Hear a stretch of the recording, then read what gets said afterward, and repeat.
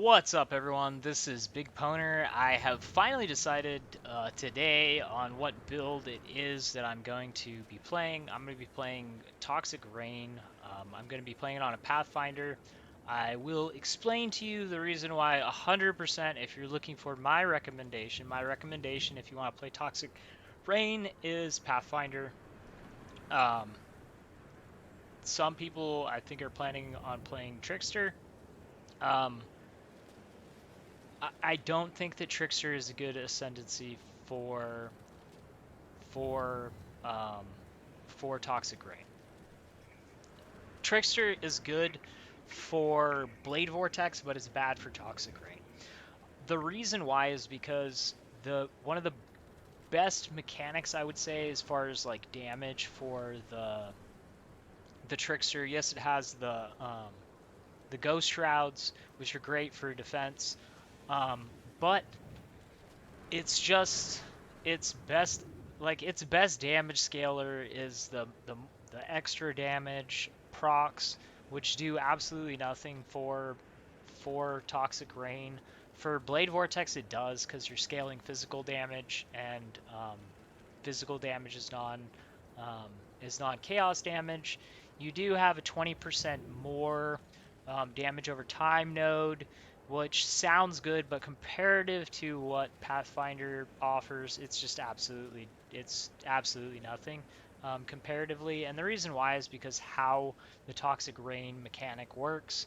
Um, you just really need the increased area of effect if you really want to maximize the DPS in Toxic Rain with with a build. And the simple fact is even with using um, the Carcass Jack and having the Pathfinder, when you start getting to like really crazy amounts of extra projectiles, you're going to reach a place where you're unable to get all of your projectiles to land your dots, land your hits. So 100%, I'm definitely going to say Pathfinder. If you do something else, that's your choice. I mean, you can totally do what you want, but if you want my recommendation, and this is coming from someone who played a lot of Trickster in the past. I started Trickster 2 or 3 leagues. So it's not that I don't like the Ascendancy. I actually really like the Ascendancy. It's just because it's not very good with the skills that I'm currently playing. This is one of them. Um, if I was starting Blade Vortex, I would probably, well, I would definitely go Trickster. But the thing is, Trickster isn't as good of a starter, in my opinion, as the Toxic Rain. And the reason why, like we had this discussion with some people inside of the Discord, the reason why I rate Blade Vortex way worse as far as a starter is, first of all, Toxic Rain is ranged. It also provides up to 60% slow, which gives you a defense. That's one of the reasons why I love Ice Shot so much, is because its offense is also defensive. And Toxic Rain isn't as strong defensively as Ice Shot is, because Ice Shot freezes stuff, which means they can't do anything. Um, Toxic Rain slows them down just absolutely massively, which is also awesome. It's just not comparative to being frozen, because frozen sorry, I just finished eating a chicken sandwich. Frozen stuff can't do anything. Slowed stuff can still do stuff. They just give you a lot more time to react.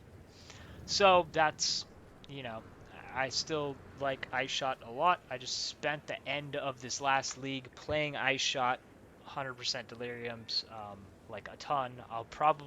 I'm just gonna say I'm gonna wind up playing Ice Shot again this league because I love Ice Shot, and I've played it like every league now for the last 8 leagues. So I'm definitely gonna wind up playing it again. Um, Last league I said I'd stay away from it this league, but then we had Harvest, and Harvest was such a good crafting league, and I just couldn't say no.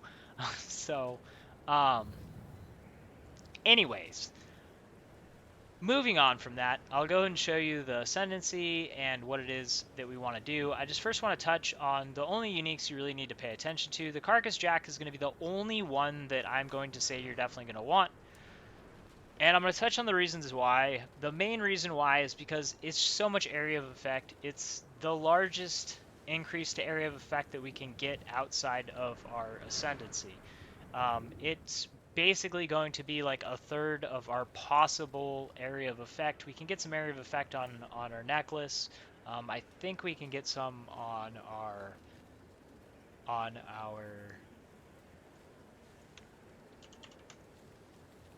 think we can get some on the quiver. Let me check. I think I think it's Elder can have AoE also on the quiver. That might be one other place, but I know it's not like a ton.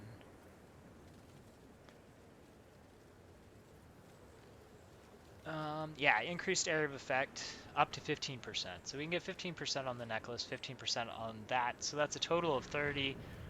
We can get the 50 on the chest, 50 in the Ascendancy. That's 130%. So outside of adding an area of effect into it, which is going to be basically making us lose one of our slots, which that's not a good idea. We don't want to be doing that. That would be severely nerfing down our damage. I think at the point where you would need more area of effect than what you can get from your gear, where you would have to be switching out a gem slot, I think at that point you would have so many arrows already hitting that the loss of the damage from all of those would be greater than the addition of an extra projectile hitting. Um, and the thinking behind this is, when you have one projectile and you add four more, so you have five, you've made 5 times the damage because it's 5 more applying the same damage. Once you start getting to the point where you can no longer fit it in, like right here, for instance, you can see these are all overlapping, and this is at 7. Um, so at this point, it's kind of one of those things of I can probably add a little bit more. They're still going to be effectively hitting in on it. But let's say I get to like 11, because 11 is going to be possible, and some of them are essentially too far out to not hit. Since I have 9 already hitting, I would have 9, it would be 11 over 9, so I'd be getting an increase of like 22, like about 22% increase from 2 extra projectiles. So that would wind up being less added damage by swapping out any one of the support gems to an area of effect, because the area of effect is not going to be providing, an effective 30 to 40% increase in damage, which is usually what the average of gems, like DPS gems inside of links, are doing, is they're normally giving us at least like 30 to 40% increase, going from like a 5 link to a 6 link, a 4 link to a 5 link, something like that. So if we lose 30% of our total damage on 9 of them, we're having a net loss to hopefully be hitting with more projectiles. That doesn't make sense. So this is definitely the way that you want to do it. What I'm talking about, and it also provides other utility. This hasn't been re-rolled. This is 2 leagues ago, but this is the first thing that you're going to want to get with your Ascendancy. This is the biggest effect for us. 50% area of effect and 30% chaos damage. That's really good. This would probably be my second. This would probably be third. You're probably not going to want to do this one. This one is I'm using for the poison part of the build. This, like I said, you don't want to follow this build. This was made high invest, late game, and has a lot of cluster jewels that are in it. It's using a much harder to get weapon. It's got a lot of stuff in the build that was removed from the game or changed, so it's not working the same way it was originally designed. Don't copy this build. As you can see, I haven't even redone the Ascendancy since stuff has changed, so don't do that. You'll probably want to switch this. This is probably the next most popular one, because we're going to get flask charge generation and 6% reduced elemental damage taken. So probably something like these two this way, these two are probably going to be the most effective Ascendancy setup. But I would definitely do these two, then these three as my first ones. Or at least definitely these two, then these two as my first two. Um, anyways, so we've covered the Ascendancies. Um, the two weapons that are probably going to be popular. Silver Branch is probably a lot less popular. It's still a pretty good one, and the reason why is because it gives +1 to socketed bow gems. That's going to just give 1 level to the main skill, which is pretty good. Pretty consistently, you're getting like a 10% increase to the base damage for every 1 level. Which this is also the reason why our endgame weapon is going to be a level scaling, setup, but it has a good attack speed, 1.54. That's higher than the highest base, which would be the thicket bow or the short bow, which are 1.5, which is actually going to be the base that we're going to wind up using for our end game weapon. The other choice is the Quill Rain. I don't have one in here, but basically the only thing the bow's doing for us is giving us 100% increased attack speed, which helps a lot because basically the damage, our effective damage is going to be attacks per second times the damage times the number of overlapping arrows that are hitting, and that's going to be the damage that's being applied to be done per second. As you can see, I've got tons of area of effect, so they're all would be hitting me, or if I was focusing on, like a boss, all of my arrows would be applying a hit. So,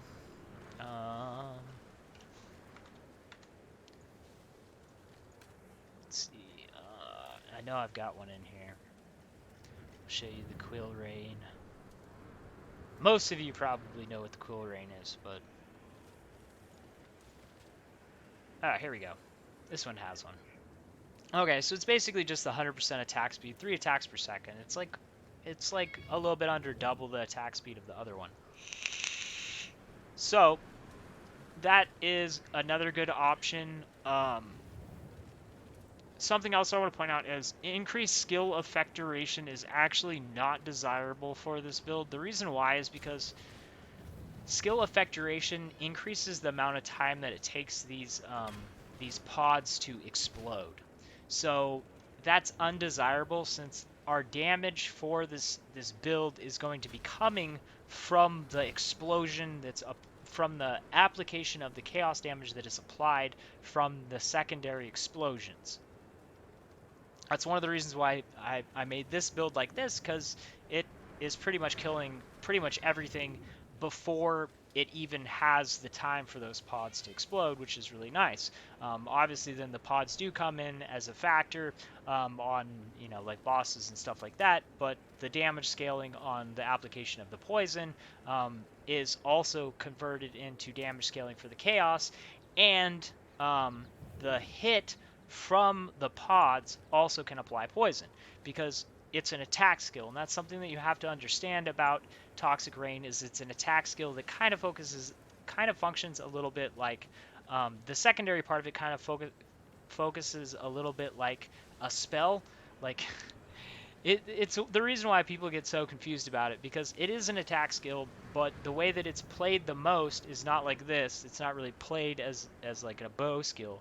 Like I had a bunch of people be like, the arrows when they fall they do nothing, and like you can clearly see. I mean, go watch videos of me playing it. Like pretty much everything dies with this build. I mean, like now it won't play as well as it did because a lot of the stuff isn't working anymore. But oh, here I'll show you. Those are some old maps, man.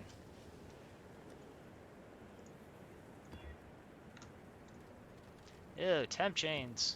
Why are you doing that to me? But you'll be able to, well, hopefully stuff will live long enough for you to be able to see the slow.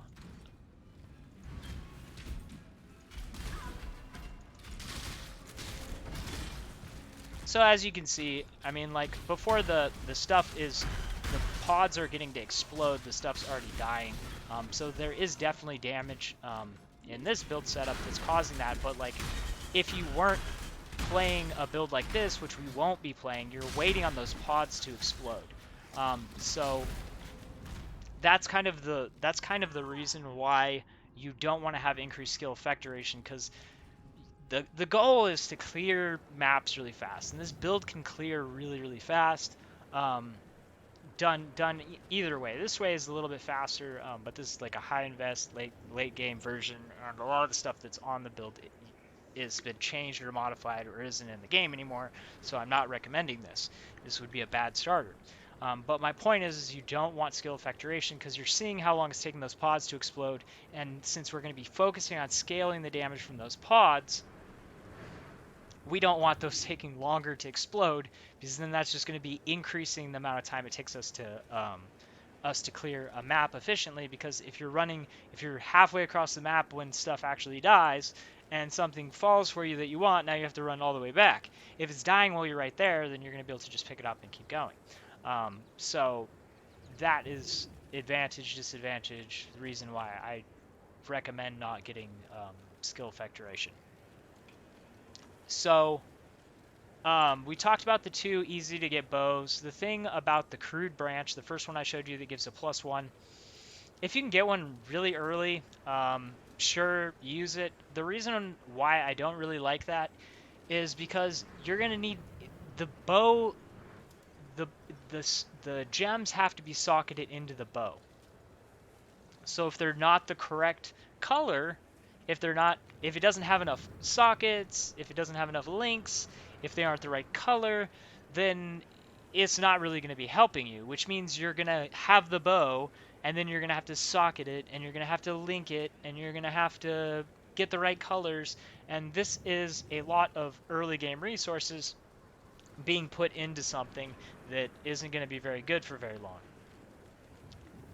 I would recommend the quill rain is better, and the reason why is because, if I get the quill rain, it's one socket, and I have 4 socket boots that I can put my link into. I now have 4 link, and the only thing that the bow is doing for me is giving me a bunch of attack speed. So that's why I like the quill rain better. Also, it's twice as fast of attack speed, so 10% increase per pod damage, and you're gonna have 5 pods. That would be like a 50%. Well, no, because you're gonna have the same amount of pods. So yeah, 10 versus. So it's gonna be a lot more damage from the attack speed, just having to shoot more. I was calculating that wrong. You're gonna have the same amount of projectiles. So it's literally like 10 times better to have the quill rain, or somewhere around there, because twice as many shots versus 10% increase to damage. So yeah, the quill rain is going to be better for both of those reasons. More damage, and it's also going to have the advantage of you can put your attack gem into any piece of gear that has the correct links, highest number of sockets, whatever that is. This is what I'm going to focus on trying to do, instead of trying to 6-link a chest, which absolutely I will not be trying to do. My first 6-link is going to be either buying a 6-linked bow that's already linked, or going for divination cards. Why is that? Because I'm going to get a bow that then, once I have the currency to craft a plus skill level bow, I'll already have the 6-link, so I'm not going to have to try and find another 6-link. The other thing is I can be really unlucky with linking stuff early game, so depending on fusings, random luck to get my first 6-link just does not work out for me. It hasn't worked out well for me any league ever. And I've had some nightmare leagues where I dump like 3,000 plus fusings into trying to get a 6-link before I wind up getting my first 6-link.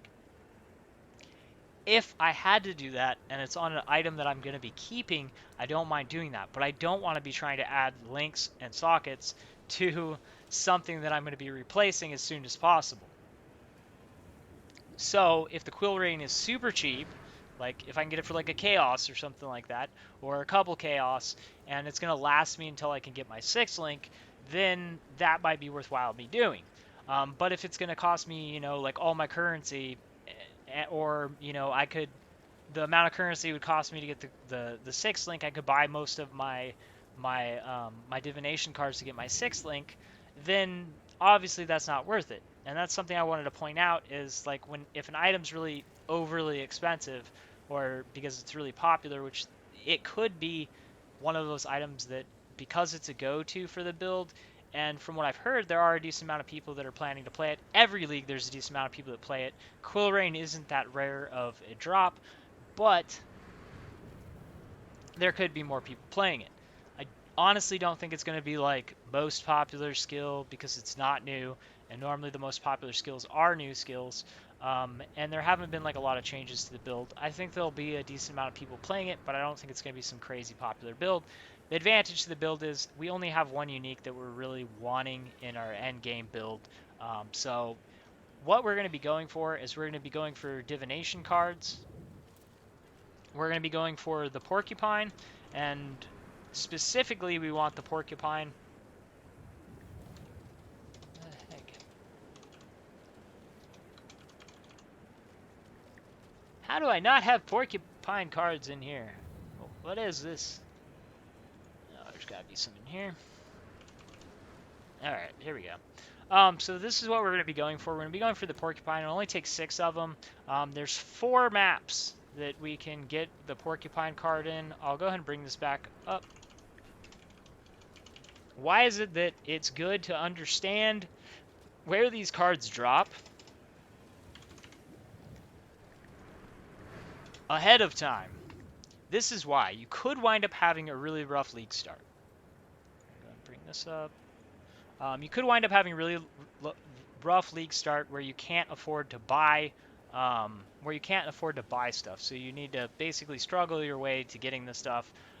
So we have 4 maps here: Garden, Plaza, Terrace, the High Garden. Knowing this, we are going to want to, and it says Tropical Island. Tropical Island we had on this last one. So I guess there's 6 maps, but we don't know which of these maps will be in there. So basically, once you get to maps, what you're going to want to do is you're going to want to go in here, and you're going to want to be like Garden. And I'm going to be like, all right, so this is one of them. And I'm going to take and look at each one of these and see where they are. Why is it that I want to see where they are? Well, you get to pick your first map where you start. Obviously, if there's, a couple of the ones that drop divination cards right down here, I'm going to be able to get there quickest by starting in this zone and then working down towards it as quickly as possible. Why is that? Because the maps we unlock first, we are going to get the most number of chances for those maps to drop, which means we're going to have more chances to get that porcupine card, which is going to make it so that we're going to be able to get our 6th link on our own just from playing. So that is what you should remember to do when you get to maps, is go towards that. If you can afford to just buy the porcupine cards and jump right into your 6th link, do that too, because you're going to wind up turning that 6th link into your endgame weapon. Once you have your 6th link, I'm not going to create one of these because I don't... where's one of these? Okay, here's one. Okay, so I've got this. This is pretty easy. I was going to use this for a demonstration. This is what you get. You get a level 50 6th link bow. What I've done is I've made it into just a quick and cheap. This is using 1 essence, and I'm guaranteed to get +2 to bow gems, which this is just going to give us a +2 to the main skill, which is roughly like a 20% increase to damage from that. And then we're going to hope that we have an open prefix or open suffix, and then we're going to craft on either attack speed, chaos damage multiplier, or something that we have accessible on our atlas. We're probably not going to have, like, at this point, this is going to be like something we're going to go for really early league. And then I'll tell you how you're going to turn it into your endgame weapon.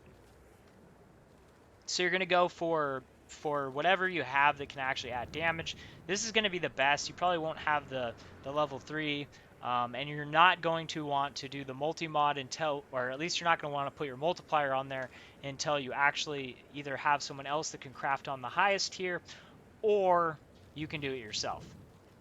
Because it's going to cost us 4 EX to craft the endgame bow. After we get our +1 to socketed gems. That is the stat that we are going to want to alteration onto it before we do that, because that's going to make it so we have a +3 bow. And I'll let you guys see what one of those will look like. So I just threw cheap attack speed on here for the demonstration because I had an open suffix, didn't have an open prefix. So basically I have 1.65 attack speed, +2 to the socketed bow gems. The +2, this is what you need to know. This is basically just like your starter bow. Like, I don't have the 4 EX to do the craft, or I don't have the crafts yet. This is the starting point bow, and we're able to do this. We're able to make this +2 bow by just having this Shrieking Essence of Dread. We want to use the Shrieking Essence, or if you need to buy one, buy the Shrieking. Don't buy the Deafening, because the Deafening is going to cost more. And there's absolutely no difference between the Shrieking Essence of Dread and the Deafening Essence of Dread as far as crafting onto bows, because as you can see, +2 to level of socketed bow gem, +2 to level of socketed bow gem. So it doesn't matter. And, you know, if you wind up with something really bad that has just absolutely nothing on it that's good for you, then yeah, you could reroll some if you got some extra currency. I just wouldn't invest too much, because the thing is if you're investing a ton into it, then you probably should have just saved a little bit more to make your +3 bow. So this is kind of just like, I've got my 6 link, and now I'm putting something on it that's going to make it useful for me. And added attack speed +2 to the gem level. That's a pretty sweet starting point for a bow. So the reason why we're going to be going for gem level scaling is this right here. You can see a level 20.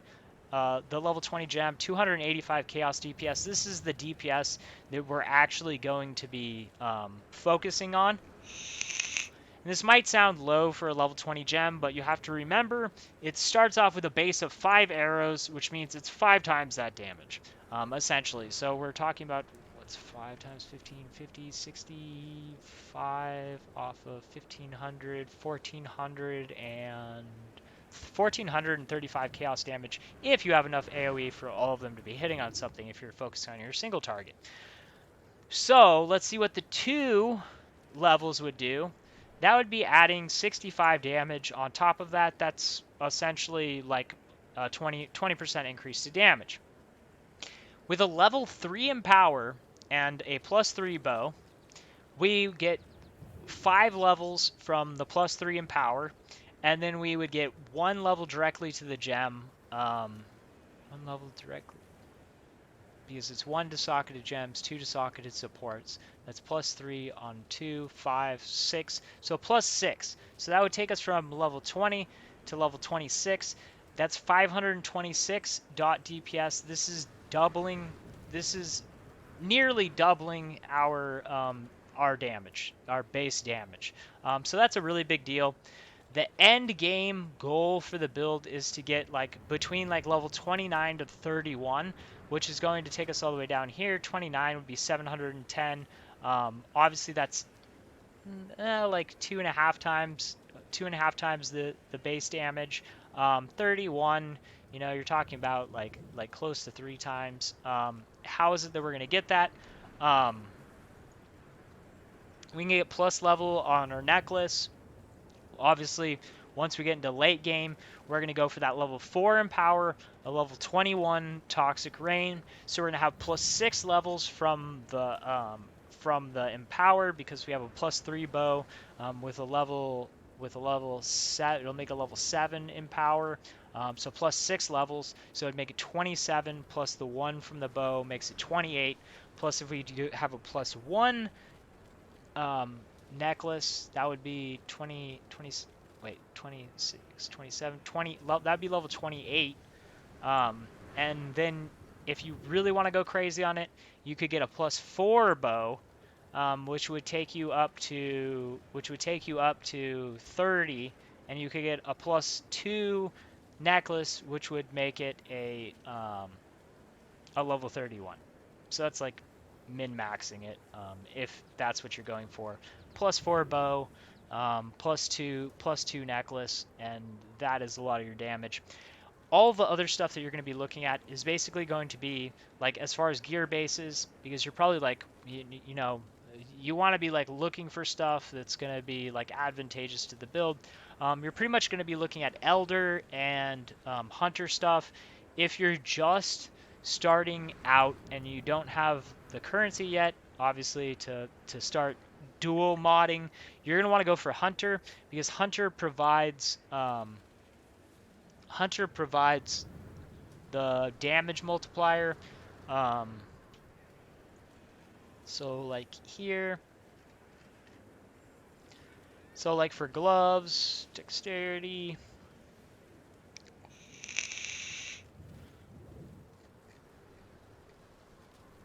we have the chaos damage over time multiplier. This is what we're going to be going for. So if you just have like the influence on gloves, you can be looking for that. The things to look for on gloves are going to be like attack speed, chaos damage multiplier.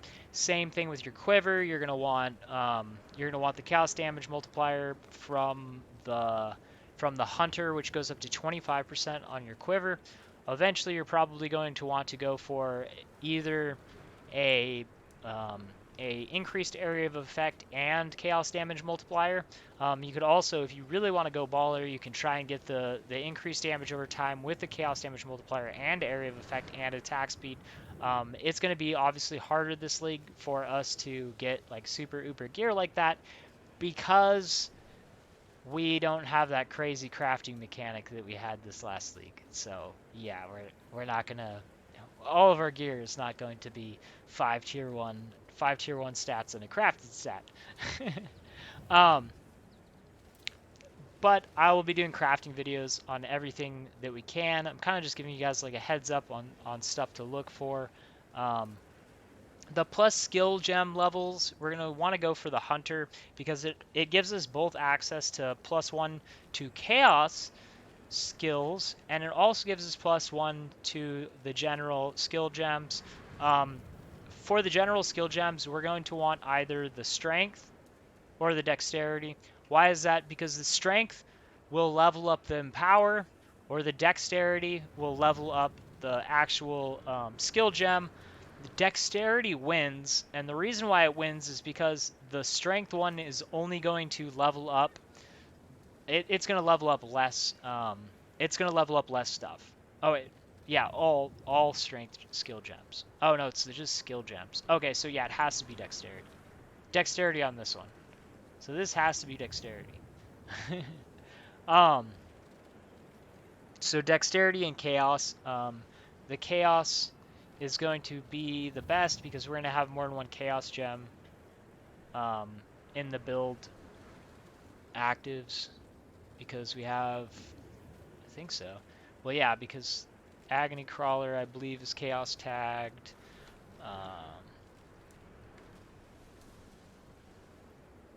Is it chaos tagged?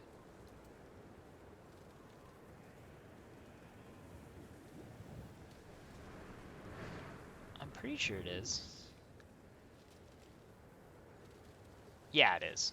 Okay. So yeah, the chaos, I guess, will be the winner. Or if we had dexterity, this is dexterity, dexterity, dexterity, dexterity. All right, so dexterity, I guess, wins. Dexterity wins. We just looked it over. For sure, dexterity wins. Um, but it might be harder to hit that. Because we can use the chaos roll in that. So gloves, go for the multiplier. Obviously, later you can go for something like the intimidates that causes them to take 10% more damage. With the chaos damage multiplier, you're not going to want one that looks like this, because this is obviously scaling poison damage, extra chance to poison on hit. Like, you don't want to be copying this gear, um, because the two builds are made differently. The other thing that you're going to be able to use to give yourself some early good gear that's going to boost your damage, you can go for Essences of Envy. You can use these on your belt, your rings, or your necklace to add some extra chaos damage, kind of like a spam that guarantees you some chaos damage. The other stuff, damage-wise, that we're going to want on like rings, necklace, belt. For belt, you could go for the Hunter Influence, because Hunter Influence has the ability to roll chaos damage naturally on it. On the Hunter Influence, the rings, you're going to be able to, like going for attack speed. Same thing with your necklace. If you go dual influence, trying to get the +1 with attack speed or area of effect would be really good. Those are some good stuff that you can go for, but the Essence of Envy are going to be nice because they're going to guarantee that you get something on there that's going to help you, which is the increased chaos damage. But you're definitely going to want to try to get multiplier on gloves, quiver, and necklace, because those are places you can pick up multiplier outside of just your bow. So, the one unique flask you're definitely going to want is the Witchfire Brew. Other than that, you're going to want Quicksilver, Dying Sun, Life Flask. Corlitos is for the poison stuff. That's not really needed. Um, I'm not sure what I'm going to use as my other flask, but I'm definitely going to be using Dying Sun, Quicksilver, a Life Flask, and a Witchfire. Getting this with reduced charged use and as close to the maximum area of effect is ideal. With my movement speed flask, always have immunity to freeze and chill unless you have it somewhere else, like here.